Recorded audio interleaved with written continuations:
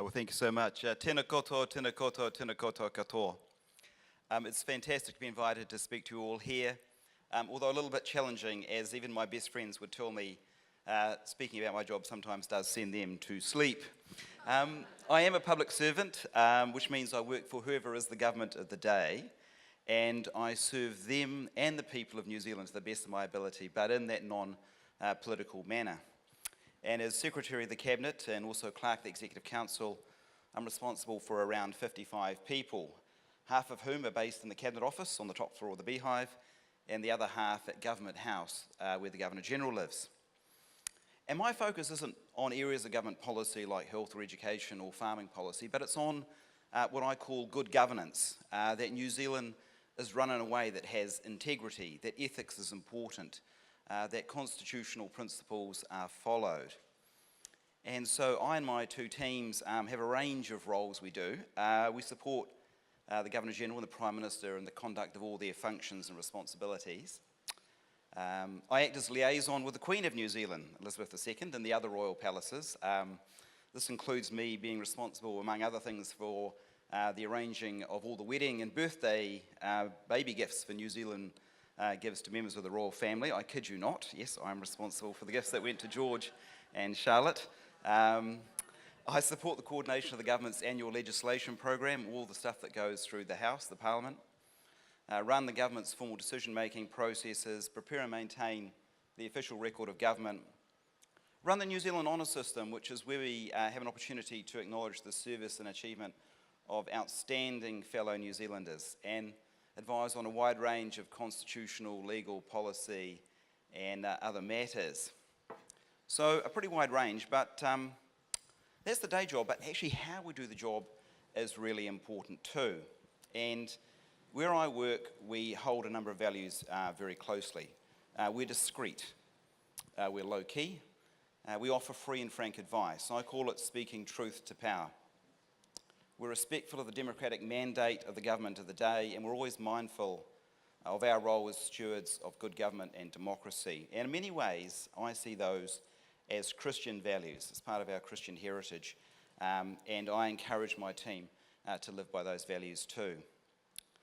And that brings me, I guess, to the question that I've been asked to speak about today, which is the role of religion in the area I work and the issues that relate to my workplace.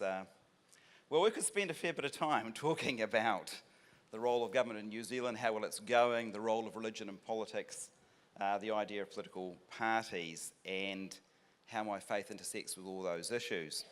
But thankfully we can't, because there is on earth no one good government of the gospel. There is no perfect political party or grouping of political parties making all the right godly decisions that every one of us individually in this room would agree with. So my experience of over 25 years and having worked for 7 different governments of different political ideologies now is that you will always face personal faith dilemmas working in the political environment. It's tough, but that's just the way it is, no matter what government is in office. And so the big issue that I face is, am I there to be Christ in the workplace, or am I there to push a Christian agenda? And so when I think about what I am, I'm a public servant. I know that I'm called to be a servant in the workplace, not an activist.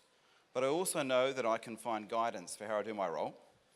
And unsurprisingly, of course, I find that in the Bible. So can I take you to Babylon, around 600 BC, as recorded, of course, in the book of Daniel. It pleased Darius to appoint 120 satraps to rule throughout the kingdom, with 3 administrators over them, one of whom was Daniel. The administrators and the satraps tried to find grounds for charges against Daniel in his conduct of government affairs, but they were unable to do so.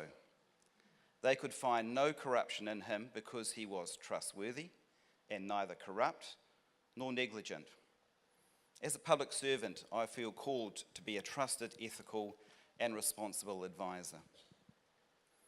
Of course, I can and do pray for the government of the day and its leadership, and the policies that it's debating and discussing. And, of course, I should pray more. God has shown me in recent years to take my job seriously, but to hold the burden of it lightly. And I think that's really important. And on the big occasions, going to Buckingham Palace, as I did middle of last year, appointing a Governor-General, advising the Prime Minister. I sit next to him every Monday morning at cabinet meetings. I know God's right next to me too. And I say to him, okay, let's do it. We're a team. He's the captain. And sometimes the captain challenges me to do a little bit more. So can I take you on another journey? Let's go back in time a bit to September 2016. We're standing on the steps of the New Zealand Parliament building. New Zealand's next Governor-General is about to be sworn into office. And so for months now, my role has been to prepare Dame Patsy to take up her new role, to brief her, and with my team to plan and organise her appointment ceremony. Standing to my left is the Chief Justice of New Zealand, then Dame Patsy, the Prime Minister of New Zealand, the Leader of the Opposition, the Speaker of the House of Representatives, all ministers. Behind me, all the military top brass, the Chief of Defence Force and the heads of the services. Out there, the distinguished guests, MPs, the entire diplomatic corps, representatives of every other country that has its representatives in New Zealand, judges, the public service chief executives, and other distinguished guests. It's my role to begin this ceremony, and a few months earlier, I got that challenge from God.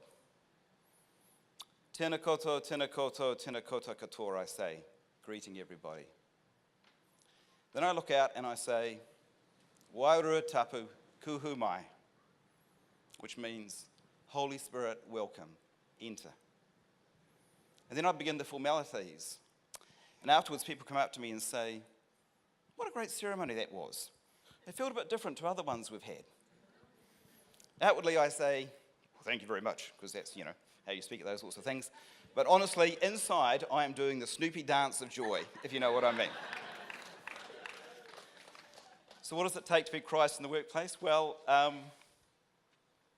it's something that I have to work at. Like a lot of us, I might have a bad night's sleep worrying about a work problem, miss my bus to work, get to work late.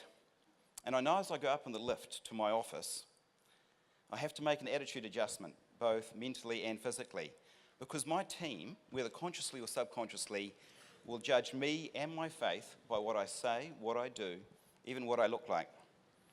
So in the theatre, the actors say it's showtime before they go on. For me, I really do say to myself, out loud in the lift if it's empty, to myself in the lift if there are other people in the lift, as I don't want to add to any perception of Christians as slightly odd people, I say, it's Christ time. Look positive, be engaged, share the araha. And then all day long I'm doing two jobs. Yes, the day job, but the second job is being what I call a Daniel ambassador, showing I care for those who work for me, really listening to them when they're speaking, empathising with where they're at on their life journeys, telling people that the work they do is valuable, bringing joy and frankly a pretty terrible sense of humour in moments of stress and tension, apologising when I get it wrong, ensuring the team gets the credit rather than me as the manager, valuing fairness over being a likeable soft touch, and doing the very best job I can. And of course, it doesn't always go perfectly well. I get it wrong. I don't always make the right calls. I might be impatient with the team from time to time. But every day, it's a good challenge for me to live as a Daniel ambassador. Atua manaki, thank you.